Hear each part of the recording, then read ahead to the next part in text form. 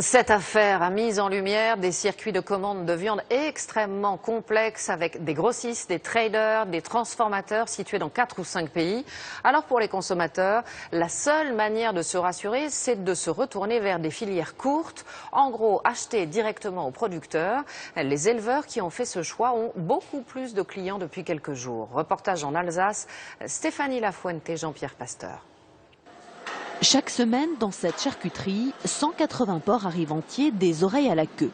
Ils vont ensuite être détaillés en pièces de boucherie ou transformés en saucisses, pâtés en croûte et autres jambons. Pour chaque produit, une fiche de traçabilité est établie.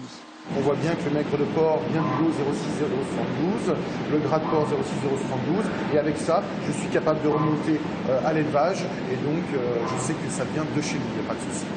Car ici, l'approvisionnement en viande est simple, sans intermédiaire. Donc aujourd'hui, on a 6 éleveurs et c'est uniquement nos éleveurs qui nous approvisionnent. Donc ces éleveurs sont contrôlés par rapport au cahier des charges et donc l'arrivage des viandes se fait 4 fois par semaine ici au niveau du site de fabrication.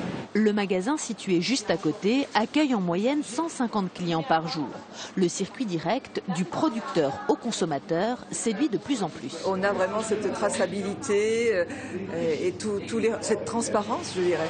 On préfère acheter de la viande française chez les petits éleveurs. Voilà, c'est toute une éducation, c'est un état d'esprit. C'est quand même une sécurité. Là, on est sûr d'avoir des bons produits de qualité. La qualité, Thierry Schweitzer et son frère la pratiquent dans leur élevage depuis 15 ans. Porc élevé sur la paille, espace ouvert, alimentation sans OGM ni antibiotiques.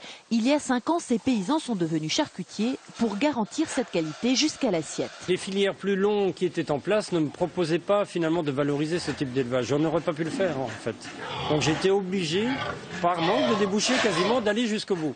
Ici, viande et charcuterie sont en moyenne 15% plus chères, mais l'entreprise affiche une croissance annuelle qui avoisine les 20%, faisant figure de start-up dans un secteur où le marché est plutôt en berne.